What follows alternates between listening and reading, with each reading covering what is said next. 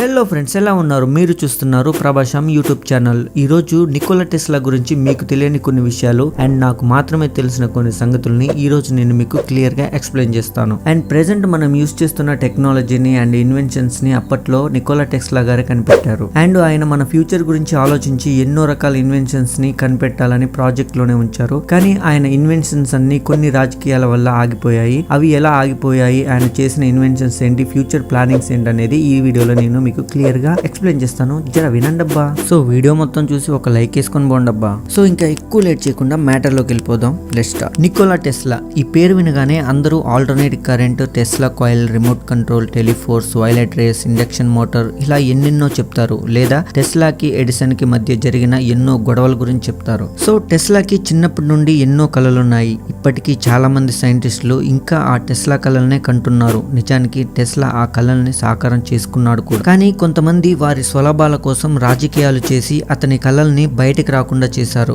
Tesla ఒక Serbian American engineer physicist. ఆయన మన ప్రపంచాన్ని మార్చే ఇన్వెన్షన్స్ ని కనుగొన్నారు. మన ప్రపంచం ఫ్యూచర్ లో ఎలా ఉంటుందా అని ముందే ఊహించి వాటికి అనుకూలంగా తన ఇన్వెన్షన్స్ ఈ ప్రపంచాన్ని మార్చే విధంగా ఉండాలని భావించేవాడు. నిజానికి మనం ఎంతో మంది సైంటిస్ట్ ని గుర్తించి నోబెల్ ప్రైజెస్ ఇచ్చాం. కానీ నిజానికి ఇప్పుడు మనం డైలీ లైఫ్ లో వాడే ఇన్వెన్షన్స్ అన్ని అప్పట్లో నికోలా టెస్లా కనిపెట్టినవే. కానీ ఆయన్ని మాత్రం మనం సత్కరించుకోలేకపోయాం. మనం ఇప్పుడు చెప్పుకోబోయే అతని విజన్స్ ఒకప్పుడు టెక్నాలజీ లేదా అప్పుడు జరిగిన రాజకీయాల వలన ఈ ఇన్వెన్షన్స్ కి రూపకల్పన జరగలేదు. అవి అప్పుడే జరిగి ఉంటే మన ప్రపంచం ఇప్పుడు 1000 సంవత్సరాల ముందుండేది. అవి ఏంటో ఇప్పుడు మనం తెలుసుకుందాం. అందులో మొదటిది డ్రీమ్ ప్రింటర్. మన మైండ్ లో ఏదైనా అనుకుంటే అది యాజ్ ఇట్ ఈజ్ ప్రింట్ వచ్చేస్తే ఎంత బాగుంటుంది. ఈ కోరిక కొత్తగా ఉంది కదా. కానీ ఈ ఆలోచన టెస్లాకి 1893లోనే వచ్చింది. ఇప్పటికీ ఎంతో మంది ఈ ఐడియాని ఇంప్లిమెంట్ చేద్దాం అనుకుని ఎక్స్పర్ట్స్ అల్గోరిథం కోసం తెగ ఆలోచిస్తున్నారు. నిజానికి అప్పట్లో నికోలా టెస్లా ఈ ప్రాజెక్ట్ మీద ఏమన్నారంటే, ఏదైతే మన మైండ్ ఫామ్ చేస్తుందో దాని రిఫ్లెక్షన్ మన రెటీనా పైన సేమ్ ఇమేజ్ ని ఫామ్ చేస్తుంది. సో అప్పుడు అదే రెటీనాలో ఉన్న ఇమేజ్ ని ఆర్టిఫిషియల్ రెటీనా పైన కనుక మనం రిఫ్లెక్ట్ చేయగలిగితే అప్పుడు మనం కలలో చూసింది నిజంగా ప్రింట్ చేసేవాళ్ళం. సో ఒకవేళ ఇదే ప్రయోగం కనుక సక్సెస్ అయితే మన దేశంలో చాలా మంది ఖైదీల నుండి నిజాలు ఈజీగా వచ్చేసేవి. దాదాపుగా క్రైమ్ ని మనం తగ్గించేవాళ్ళం. Number 2, wireless current. DC motor అనేది చాలా ఎక్స్పెన్సివ్ అని గ్రహించిన టెస్లా అప్పట్లోనే ఆల్టర్నేటివ్ కరెంట్ ని కనిపెట్టారు. దానివల్ల చాలా వరకు డబ్బు సేవ్ అయ్యింది. కానీ నిజానికి ఆల్టర్నేట్ కరెంట్ ని కూడా మనం వైర్స్ ద్వారానే వాడుకుంటున్నాం. టెస్లా అసలు కరెంట్ ని వైర్లెస్ గా ఎలా వాడాలి అని ఆలోచించి ఒక ప్రయోగం స్టార్ట్ చేశారు. అయితే మీలో చాలా మందికి కామన్ డౌట్ వచ్చే ఉంటుంది. ఆ డౌట్ ఏంటంటే, అసలు కరెంట్ ని వైర్లెస్ గా పంపిస్తే ఆ కరెంట్ పాస్ అయ్యే టైంలో మనిషికి తగిలితే మనిషి చనిపోతారు కదా అని. అందుకే టెస్లా ఒక కాయిల్ ని ఇన్వెంట్ చేశారు. అదే టెస్లా కాయిల్. ఈ టెస్లా కాయిల్ ని యూస్ చేసి కొన్ని వేల వోల్ట్స్ కరెంట్ ని టెస్లా స్వయంగా తన వంటి మీదకి ఎక్కించుకున్నాడు. అయినా టెస్లాకి ఏమీ అవ్వలేదు. వెంటనే నార్త్ సైడ్ లాంగ్ ఐలాండ్ లో ఒక పుట్టగొడుగు ఆకారంలో 185 అడుగుల టవర్ ని కట్టి వైర్లెస్ కరెంట్ ని ప్రొడ్యూస్ చేద్దామని అనుకున్నారు. కానీ అప్పట్లో దానికి సపోర్టిజం లేక వేరే ప్రాజెక్ట్ కోసం $150,000 ఫండింగ్ తీసుకుని ఇన్వెస్టర్స్ కి తెలియకుండా ఈ ప్రాజెక్ట్ ని స్టార్ట్ చేశారు. అండ్ ఇంతలోనే ఇన్వెస్టర్స్ కి ఆ విషయం తెలిసిపోయి ఫండింగ్ ని ఆపేశారు. అయితే ఇక్కడ టెస్లాకి అప్పటి వరకు ఫండింగ్ ఇచ్చింది ఒక ఎలక్ట్రిక్ కంపెనీ హెడ్.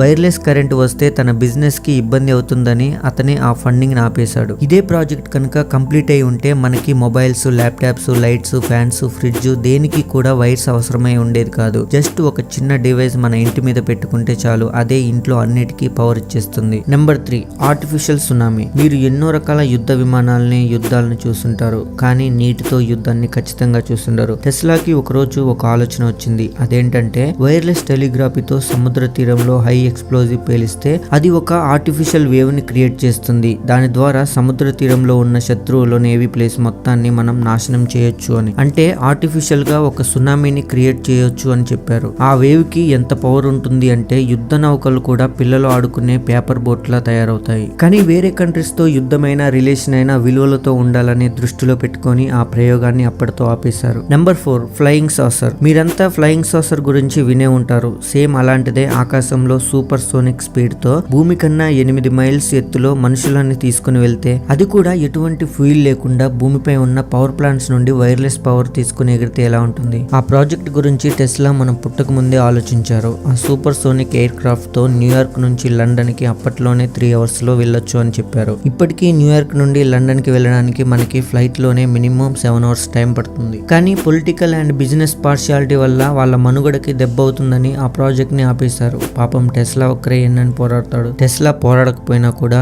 అతని ఆలోచనలు మాత్రం ఆపలేదు. Number 5 death beam. టెస్లాకి 98 ఏళ్ల వయసున్నప్పుడు న్యూయార్క్ టైమ్స్ కి ఇచ్చిన ఇంటర్వ్యూలో ఒక మిలిటరీ వెపన్ ఇన్వెన్షన్ గురించి చెప్పారు. ఆ ఇంటర్వ్యూలో టెస్లా ఏం చెప్పారంటే మెర్క్యూరీ పార్టికల్స్ ని సౌండ్ స్పీడ్ కన్నా 48 రెట్లు ఎక్కువ స్పీడ్ తో వాక్యూమ్ ఛాంబర్ లో హై వెలాసిటీ బీమ్ ని ఎయిర్ ద్వారా ఎనర్జీని రిలీజ్ చేస్తే 250 మైల్స్ దూరంలో ఉన్న 1000 మంది శత్రు దేశపు యుద్ధ విమానాల్ని ఒకేసారి పడగొట్టగలదు. దీని పేరే పీస్ బీమ్ అంటారు. నిజానికి ఆ ప్రయోగంలో ఉన్న విధ్వంసాన్ని విన్న అక్కడి ప్రెస్ వాళ్ళు దాన్ని డెత్ బీమ్ అనే ఆర్టికల్స్ లో రాశారు. అయితే ఇది గొప్ప ప్రయోగమే అయినప్పటికీ చాలా కంట్రీస్ దీన్ని టేకప్ చేయడానికి భయపడ్డాయి. అప్పుడు సోవియట్ యూనియన్ దానిపైన ఇంట్రెస్ట్ చూపించింది. కానీ దానికి సరిగ్గా 5 సంవత్సరాల్లో టెస్లా చనిపోయారు. ప్రస్తుతం మనం వాడుతున్న టెక్నాలజీలో 80% టెస్లా ఇన్వెన్షన్స్ కి లింక్ అయి ఉన్నవే. మీకు తెలుసా టెస్లా పేరు మీద 300కు పైగా పేటెంట్స్ ఉన్నాయి. అంటే ఎన్ని ఇన్వెన్షన్స్ చేశాడో మీరే ఆలోచించుకోండి. నిజంగా he is a true inspiration. But ఒక బాధాకరమైన విషయం ఏంటంటే ఇప్పటికీ టెస్లా గారికి మనం నోబెల్ ప్రైజ్ ఇచ్చి గౌరవించుకోలేకపోయాం. మనం ఎంత దౌర్భాగ్య స్థితిలో ఉన్నామో మీరే ఆలోచించుకోండి. అతను కనిపెట్టిన ఎన్నో ఇన్వెన్షన్స్ ని ఇప్పుడు మనం ఈజీ వేలో ఎంతో మంచిగా యూజ్ చేసుకుంటున్నాం. కానీ అతన్ని మాత్రం ఇప్పటికీ మనం గుర్తించలేకపోతున్నాం. సో ఫ్రెండ్స్, ఈ వీడియో మీరు ఇంతవరకు చూసారంటే మీకు